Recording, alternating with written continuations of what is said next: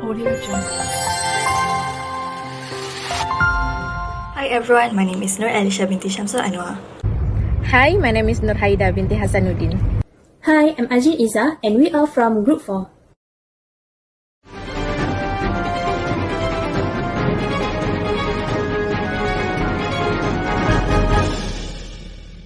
Climate change is widespread, rapid and intensifying, with some effects like sea level rise now irreversible over hundreds of years.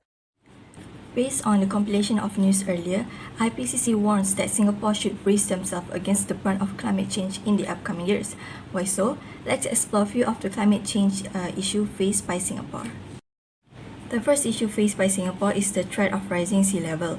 IPCC reports that without aggressive action, sea level can rise up to 1 meter by 2100, a serious issue for a low-lying country like Singapore. 30% of its land is 5 meters below the sea level, making it become the worst flash flood country in the last 4 years. In addition to that, Straits of Singapore also recorded the increase of mean sea level at the rate of 1.2 mm to 1.7 per year in the period of 1975 to 2009. Next issue faced by Singapore is extreme weather. Singapore already warmer than the global average due to the urban heat island effect, a phenomenon in which urban buildings trap heat during the day and release it at night. But climate change actually further intensified the heat. In fact, from 1980 to 2020, the annual mean temperature has increased from 26.9 degrees to 28. Aside from heat, Singapore also received a heavier rainfall in recent years, increased at the average rate of 67 mm per decade from 1980 to 2019. The concept of mitigation is a main strategy in solving the problem of climate change by Singapore.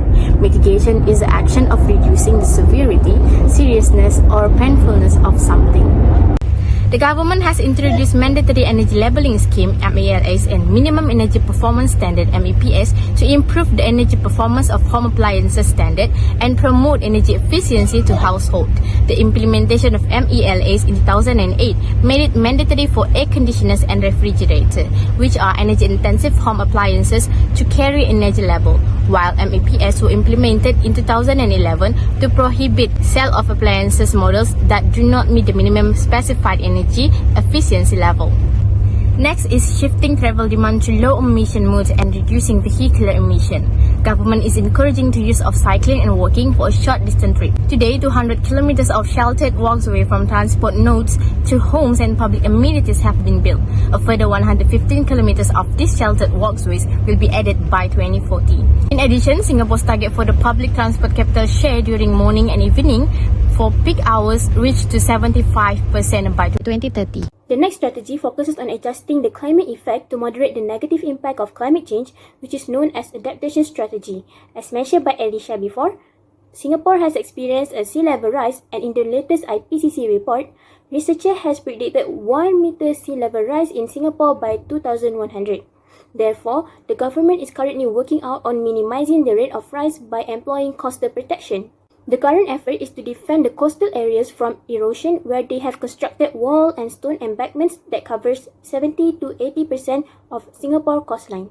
Next, the government is building a higher infrastructure. For instance, Changi Airport Terminal 5 and Tuas Port are being built 5 meters above sea level compared to the previous airport, which was built only 3 meters from the sea level. Thirdly, the Public Utility Board, PUB, have recommended building polders where a seawall is built and water behind the seawall continually pumped out. They are currently under the process of building a small ponder at Pulau Tekong. Lastly, source pathway receptor approach is implemented as flood protection. Source solution is made by developing an underground detention tank, which will be built beside Syed Alwi Road by 2025. Pathway solution is made by raising the design standard for a drain to cater intense rainfall event. The receptor solution is aiming at providing extra precaution for flood, where they will place flood barrier to prevent flood water from entering the building. Singapore government is the prime example on how policymakers around the world should act towards climate change. Act to the science of it. To end, we present to you the most relatable song today, Heal My World by Michael Jackson. Thank you. Heal the world, make it a better place. For you and for me and the entire human race, there are people dying. If you care enough for the living, make a better place for you and